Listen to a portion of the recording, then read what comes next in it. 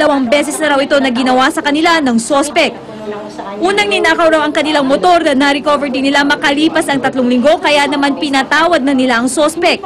Pero muli na naman daw nagnakaw ang sospek. Marami pong nakakita, bit-bit niya nga po yung TV, kaya nga po ginulpo siya ng mga naka-standby po roon eh.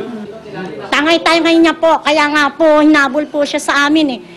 Ako po ba magsisinungaling, ganung may record na po siya sa Maynila. Sinira pa raw nito ang lock ng kanilang pinto. Hinabol daw ng ilang mga nakakita ang sospek. At dahil nanlaban ang sospek, sugat ang inabot niya. Nang may nakitang rumorondang mga pulis ang mga residente, agad silang nagpatulong sa mga ito. Nabutan pa namin yung tao. Na bitbit pa yung TV. Consider pa rin po yan na theft po. Kung may nasira po sa pintuan, robbery. Para sa unang balita, Katrina Son reporting. Italian government pinag-iisipan na kung magdedeklara ng state of emergency dahil sa likidong tumatagas sa tumagilid na cruise ship. Sa barangay sa Agusan del Sur, inulan daw ng isda. Huwag pa huli, tutok lang sa unang balita.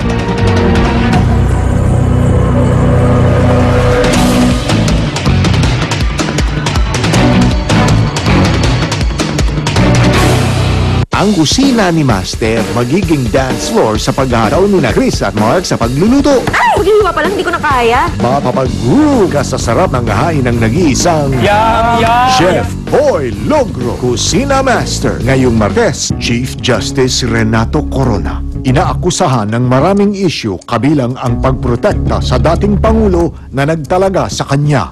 Ako'y tumututol sa walang tigil na pang-aalipusta. Dumaan nga ba sa tamang proseso ang pagsampa ng impeachment complaint na ngayoy hinaharap niya sa Senado? Ano ang epekto ng paglilitis na ito sa sambayanang Pilipino? Martes sa Reporter's Notebook.